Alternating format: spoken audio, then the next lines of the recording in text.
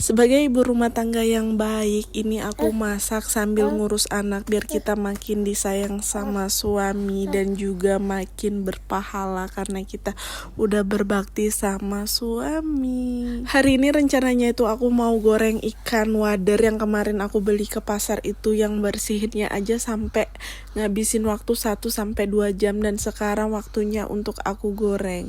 Untuk ikannya itu udah aku marinasi pakai bumbu instan khusus buat marinasi ikan, tempe tahu gitu ada kan yang bumbu kuning gitu. Hari ini tuh aku sebenarnya rada kurang enak badan atau kecapean karena emang kemarin itu dipor banget buat olahraga, makanya hari ini tuh kayak badanku tuh sakit semua dan pahaku, betisku itu rasanya singkal semua. Nah, kalau nggak tahu singkal, coba kalian searching aja apa itu singkal. Singkal itu kayak misalnya paha betis kita itu kayak panas dingin gitu loh, kayak nyut-nyut gitu karena terlalu ekstrim olahraganya. Karena aku emang yang orang jarang olahraga, terus itu tiba-tiba langsung olahraga yang benar-benar makan waktu lama, dan itu benar-benar ngabisin tenaga dan energi. Ikannya udah aku goreng dan ini gorengan pertama udah selesai, udah garing. Nah, tips buat aku kalau goreng ikan yang kecil-kecil kayak gini tuh harus rajin banget dibolak-balik supaya matangnya itu merata, dan dia itu supaya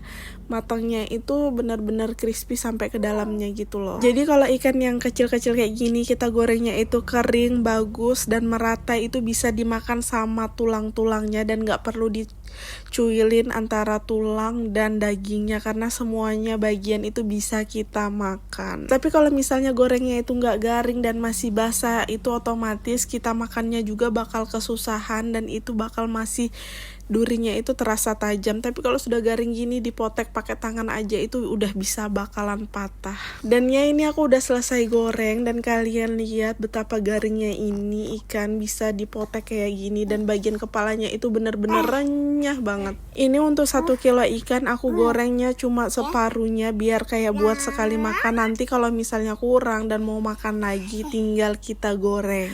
Dan ya ini aku udah selesai goreng ikan dan waktunya aku bikin sambal. Untuk sambal kali ini tuh cuma aku bikin sambal kose atau cuma cabe, dikasih garam, micin, sama gula, udah itu aja. Dan kali ini tuh aku makannya itu pengennya cuma ikan, nasi, sama sambal. Untuk persayurannya kali ini aku skip dulu karena menurut aku kalau misalnya sambal sama nasi terus pakai sayur itu kurang cocok karena kan basah.